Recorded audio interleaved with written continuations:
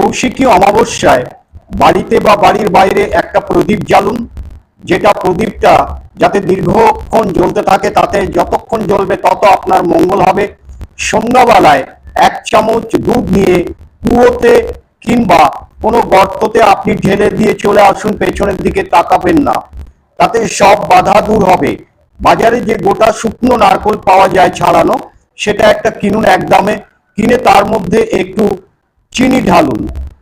চিনি ঢেলে ওই মুখটা আবার বন্ধ করে দিয়ে মার কাছে, অর্থাৎ সন্ধ্যাবেলা মায়ের পুজোর সময় সেটা মাকে নিবেদন করে দিন।